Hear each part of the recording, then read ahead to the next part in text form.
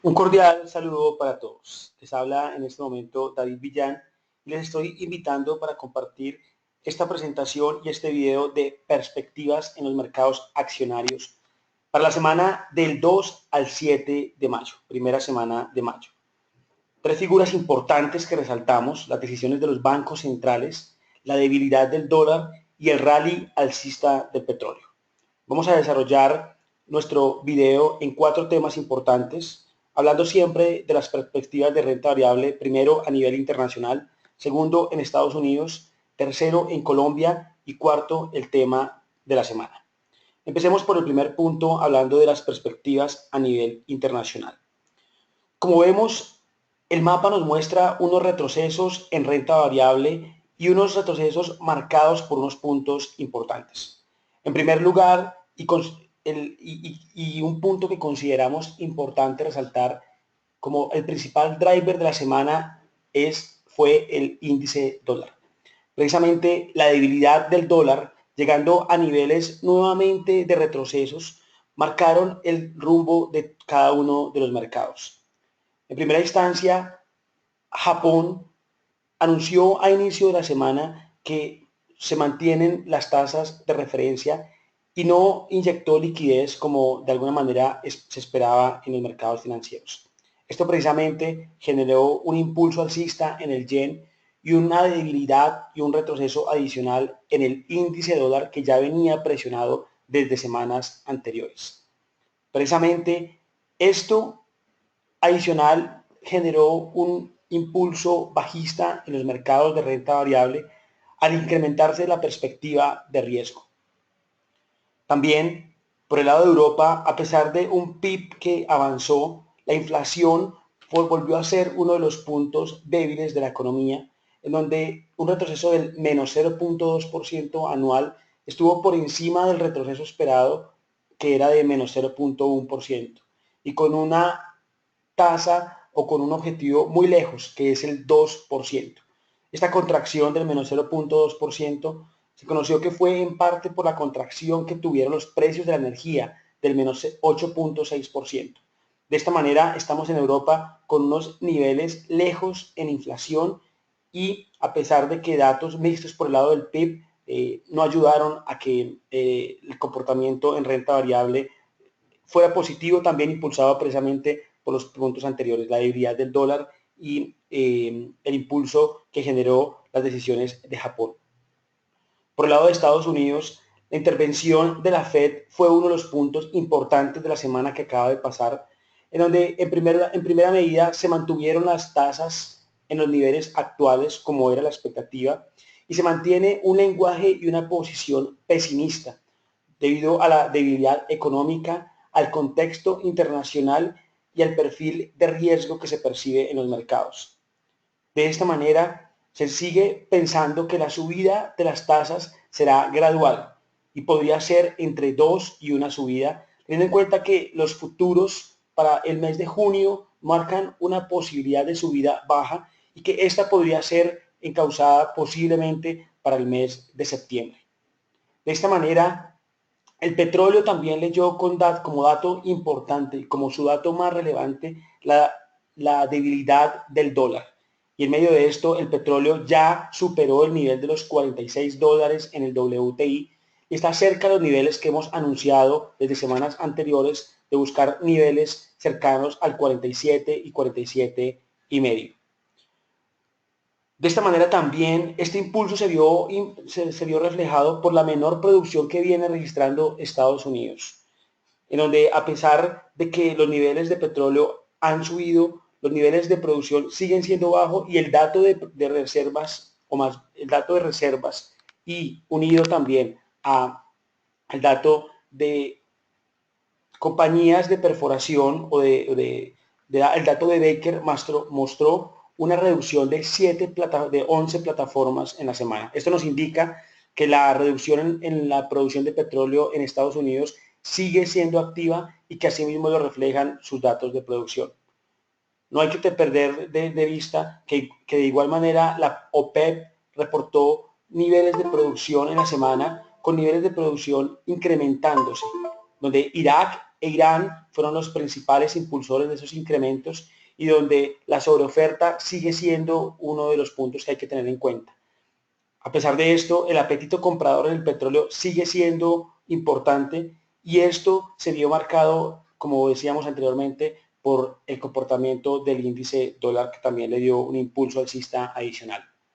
Puntualmente en renta variable entonces, vemos como en Japón el índice retrocedió el 4%, en China el 0.71%, en Europa el rally bajista fue importante por el lado del DAX 3.2%, por el lado del FTSE el 1.09% y por el lado del IBEX el menos 2.24%. Asimismo, en Estados Unidos se vio una vela bajista y un retroceso importante sobre unos niveles de resistencia que presentó el Standard & Poor's y que lo llevaron a retrocesos del 1.26 en la semana, el Dow el 1.28. Colombia también marcó un retroceso del 2.33%, segunda semana en todo el año que tenemos retroceso, mientras que el lado positivo estuvo por el lado de Brasil, que creció el 1.9%, y de Chile, que creció el 0.75%. A nivel de los principales activos, el petróleo después de la semana anterior de haber crecido el 8%, esta semana su crecimiento fue del 5.2%, un crecimiento importante. Los mercados emergentes se mantienen arriba a pesar de cerrar en menos 0.4% en la semana y el índice de dólar retrocedió el 2.2%, siendo este, como mencionamos, uno de los principales drivers que impulsó el rumbo que tomó cada uno de los mercados financieros en la semana. En medio de esto le da impulso alcista a los mercados emergentes, a las monedas emergentes, donde vemos como monedas como el dólar peso tuvieron unos retrocesos importantes, puntualmente en Colombia por debajo del 2.900 y con una meta que tenemos cercana al 2.700, 2.750. El euro subió el 2%, el oro y los tesoros como activos refugios volvieron a generar incrementos importantes, el oro el 1.9% y los tesoros medidos por este ETF del TLT el 0.8% de crecimiento.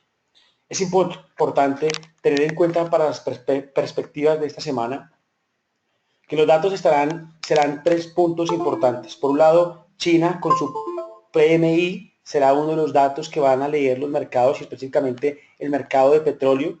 También intervención de Draghi a inicios de semana y a mitad y final de semana datos en Estados Unidos de empleo van a ser los datos más relevantes. Vamos ahora al foco en renta variable a nivel de Estados Unidos. Precisamente en Estados Unidos lo que vemos es una semana bajista en medio de la resistencia que marcamos acá del 2090 puntos. Una semana que empezó bajista desde el principio y que marcó retrocesos hasta niveles cercanos al nivel de soporte que habíamos mencionado cerca del 2060 puntos.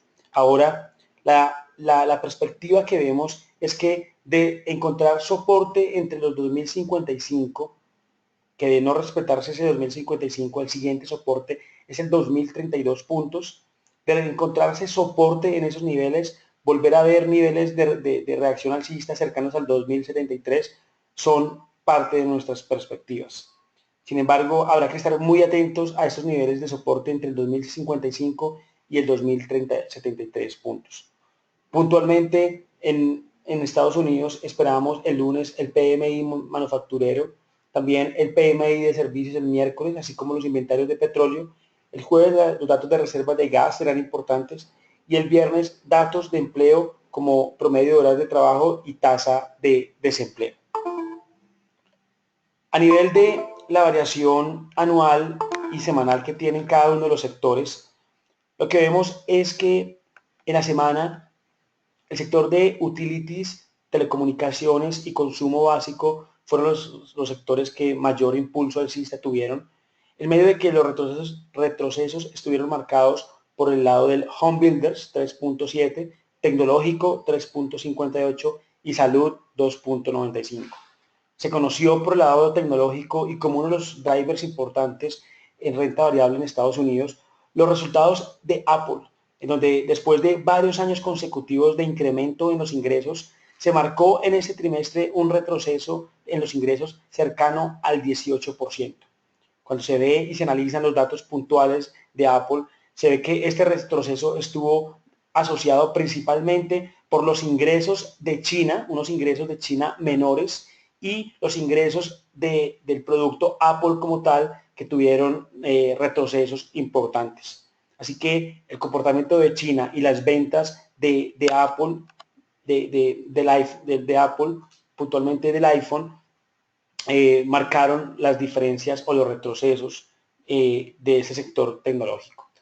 Desde un punto de vista anual, el sector de utilities, telecomunicaciones y consumo son los que siguen mostrando un comportamiento anual positivo año a año, mientras que el principal retroceso está por el sector de energía, financiero, transporte y salud. A nivel de potencial de valorización por múltiplos, lo que vemos es que el principal sector que tiene potencial de valorización desde este punto de vista de múltiplos, si el múltiplo actual se acercara a su media histórica, estaríamos hablando de un potencial importante por el lado del sector de transporte y por el lado del sector de home builders. Mientras que por el lado de real estate y por el lado de materiales se perciben los ratios que no permiten dar ideas de potencial de valorización. En esta gráfica del final vemos cómo se movieron precisamente los sectores en la semana. De esta manera vemos que el sector tecnológico se movió desde un sector de sobrecompra a un sector neutral, casi llegando a un sector de sobreventa, en un retroceso que fue uno de los más relevantes. Asimismo, sectores como salud se movieron desde el sector de sobrecompra, casi entrando a sectores neutrales, y ya vemos un desplazamiento en general de los sectores de sobrecompra, casi llegando a los sectores neutrales. El dato positivo nuevamente estuvo en el movimiento al sector neutral de telecomunicaciones y de utilities como los sectores que mejor comportamiento tuvieron en la semana.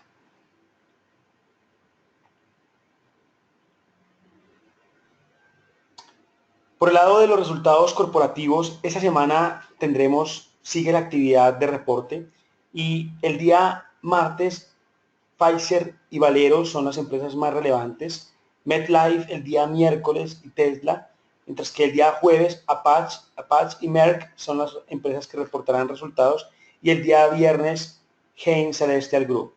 Una semana en donde no habrán empresas tan reconocidas, pero que sí marcarán parte del rumbo del comportamiento y le darán color al comportamiento de la renta variable en Estados Unidos. Vamos con el tercer foco y es el foco en renta variable en Colombia.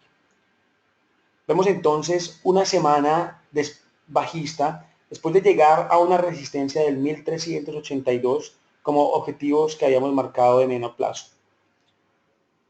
Completamos entonces la segunda semana de retroceso en medio del rally alcista que llevamos, con un retroceso al 1342 puntos en el Colcap. Nuestra perspectiva es que el Colcap debería encontrar soporte sobre este nivel del 1342 y el 1330 puntos para volver a encontrar un impulso alcista al 1382 y 1422. Dos temas importantes por mencionar, y es que el día viernes, al cierre de la jornada, se ejecutó el rebalanceo y la recomposición del Colcap, teniendo entonces la entrada ahora al índice de tres acciones, como son la ordinaria del Grupo Aval, la acción de ETB y la acción de Conconcreto. Acciones en las cuales esperamos empiecen a verse una mayor bursatilidad y una mayor liquidez, en donde podrían empezarse a ver oportunidades en esas acciones puntualmente asociadas a los precios que tienen actualmente y a la liquidez que podría inyectarse desde el apetito de compra, sobre todo de personas naturales.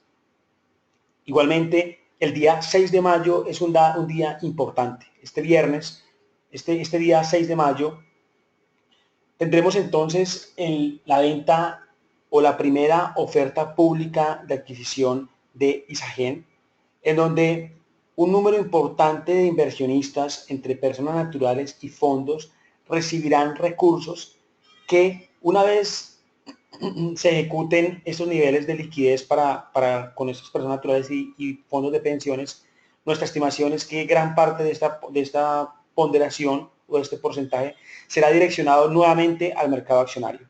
Consideramos este puede ser un driver importante para un impulso alcista adicional que nos podría llevar en el mercado accionario a volver a buscar este nivel del 1.382 puntos como nivel de resistencia importante y que de romperse o profundizarse en 1.422 será el siguiente objetivo. Cuando vemos ahora la variación semanal que tuvo cada uno de las que se presentó en cada una de las acciones, vemos primero un Colcap que retrocede el 2.33%, en donde el dato positivo inicialmente estuvo por el lado de Canacol con un crecimiento del 4.97, volviendo a llegar a niveles cerca de 9.300 y con proyecciones 2016 positivas que anunció en la semana. Cementos Argos, que venía en retroceso, generó un comportamiento importante de crecimiento al 3.21%, siendo la segunda empresa que destacamos dentro del comportamiento positivo. La parte negativa, ya lo demás estuvo enfocado por la parte negativa, con un retroceso importante en Grupo Argos, cerca del 7%. Avianca, que venía en un rally alcista, generó un retroceso del 5%.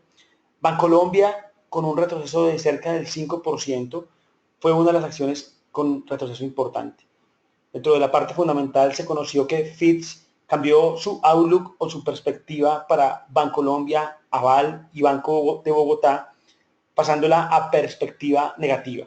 Básicamente asoció esa perspectiva negativa a la alta tasa de cambio, a las altas inversiones de capital que vienen haciendo cada una de estas compañías y al deterioro de algunas métricas precisamente de capital en estas compañías de las entidades financieras, Bancolombia, Banco Bogotá y Aval. Precisamente también el comportamiento negativo estuvo impulsado por Celsia con un retroceso del 3%, Sura cerca del 3% y la empresa de energía de Bogotá cerca del 2%. Ecopetrol, como una de las empresas que tuvo un comportamiento bajista, en la semana retrocedió el 1.39%, después de estar en niveles alcistas, después de ver un petróleo también alcista, pero sin embargo atentados a la infraestructura durante la semana afectaron los niveles de producción. Asimismo, por otro lado, y desde un punto de vista relativamente positivo, se generó un nuevo ajuste al plan de inversiones en la compañía, en donde ese plan de inversiones sumaba 4.800 millones de dólares y ahora marcó retrocesos que benefician, por un lado, la caja de la compañía, pero dan perspectivas de menores inversiones en producción y en exploración que permitan dinamizar la producción precisamente de la compañía. Así que Ecopetrol retrocedió 1.39%, ISA también 0.46% y Corficolombiana 1.39%, que entró en periodo ex dividendo Corficolombiana. Cuando vemos ahora lo que nos espera en la semana, tendremos entonces reporte de resultados de ISA el día lunes y periodo ex dividendo para Banco Bogotá. Igualmente, el día 6 de mayo, día importante para la oferta pública de adquisición de Isagen en su primera fase, teniendo en cuenta que tenemos dos fases. La siguiente será en aproximadamente 2 meses. Y esto, estimamos, se va a traducir en un impulso alcista, teniendo en cuenta, para la renta variable en Colombia, teniendo en cuenta la liquidez que podrían transferirse de los fondos y personas naturales a el mercado accionario local. Vamos con el último tema y es precisamente el tema de la semana. Vamos a hablar de las estrategias técnicas y de los resultados de Nutresa. Técnicamente, bajo este mapa que nos presenta en la parte izquierda el rango de compra para cada una de las acciones que estamos sugiriendo, asimismo el rango de venta para cada una de las acciones y muy importante el nivel de stop para cada una de ellas, acompañado también de una medida de porcentajes que nos da niveles entre el rango de compra, rangos de venta y stop, para tener al final ganancias y pérdidas esperadas. Estamos viendo niveles de compra en este momento para la acción de Éxito, la cual se encuentra en un canal de compra. Asimismo, estamos esperando retrocesos y niveles y acciones que están cerca de niveles de compra, como son Semargos. Ya sabemos que el rango de compra lo tenemos en este sector izquierdo. Semargos cerca del rango de compra, Cemex Data Holdings, Canacol también cerca del rango de compra, Ecopetrol, ISA, Nutresa, preferencial Aval y finalmente preferencial Semargos. En rango de venta precisamente tenemos a ETB bajo el impulso alcista que registró la acción, teniendo en cuenta el comentario que se pronunció el día viernes del posible inicio del proceso de privatización y venta de la compañía. Así que les compartimos estos niveles de rango de compra y venta en cada una de las acciones y aquellas que se encuentran como EEB en no operar están asociados a que su precio actual, el 1850, está por debajo de la media móvil exponencial de 20 periodos. Así que esta estrategia está buscando hacer compras en aquellas acciones que estén por encima de la media móvil exponencial de 20 periodos, que precisamente es esta que estoy señalando en este momento, y que el rango de compra se encuentra entre esa media móvil exponencial de 20 periodos y una desviación hacia arriba en un canal que estratégicamente tenemos dentro de nuestra estrategia técnica definida. Acabamos y terminamos con esta parte y son los resultados corporativos del primer trimestre de Nutresa.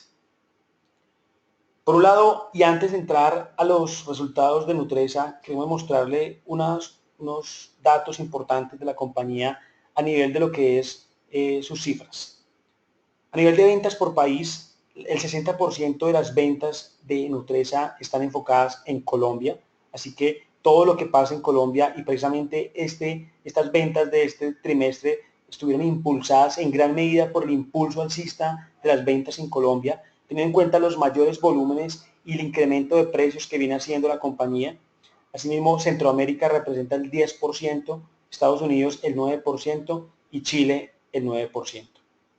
A nivel de los costos de mercancía vendida están en un 60%, es decir, de sus costos y gastos, el 60% se atribuye a los costos de mercancía. Aquí es importante tener en cuenta que el dólar alto al cual se ha enfrentado la compañía en los últimos meses genera un impulso y un driver negativo, teniendo en cuenta las importaciones de mercancía que tiene que hacer la compañía y que 60% de sus costos y gastos están asociados precisamente a los costos de mercancía. 28% están asociados a sus costos de venta y 5% a sus costos de administración. Por el lado de sus productos, el producto más importante de Nutresa son los productos cárnicos con un 24%, galletas con un 20% y chocolates con un 15%. Asimismo, Tres Montes, Luchetti y café con 12%. Finalmente, por el lado de la composición de la deuda, el 82% de la deuda de Nutresa es en pesos, el 13% es en pesos chilenos, el 3% es en nuevos soles y solo el 2% de su deuda es en dólares. Vamos ahora sí a los resultados puntualmente y comparamos. En esta columna tenemos los resultados del primer trimestre de 2016, a la izquierda el trimestre anterior, el cuarto trimestre del 2015, y a la izquierda el comparativo anual, es decir, el primer trimestre de 2015. Lo que vemos entonces es que a pesar de una disminución trimestral en ingresos del 6.9%, si comparamos este trimestre con el anterior, si comparamos ahora este nivel de ventas con las del año anterior, vemos que el incremento es del 22%. Aquí lo que se observa es básicamente un incremento en los volúmenes y una estrategia de incremento en los precios que ha funcionado para la compañía, sabiendo que de sus ventas, donde mayor crecimiento se ha presentado es precisamente en las ventas en Colombia, que mencionábamos anteriormente corresponden al 60% de las ventas totales de la compañía. También se presentó un incremento en los costos asociado a la tasa de cambio y a la importación de materias primas. Sin embargo, el mayor incremento de los ingresos generó una utilidad operacional de 233.000 millones, siendo esta 18% mayor al trimestre anterior y 17% mayor al año anterior. Asimismo, el EBITDA, como uno de los drivers y puntos importantes meta que tiene la compañía, sumó 280.000, casi 281.000 millones, siendo 14% mayor al trimestre anterior y 19.7% mayor al año anterior. Por el lado de los resultados no operacionales, se observó una presión por los mayores gastos financieros asociados a la deuda de la compañía. Y esto generó una utilidad que al final fue de 152.000 millones de pesos. Esta utilidad es 48% mayor al trimestre anterior. Un dato importante si comparamos esa utilidad frente al trimestre anterior. Y es casi en línea con la del año anterior, siendo 0.9%, casi un 1% mayor al mismo trimestre del año anterior.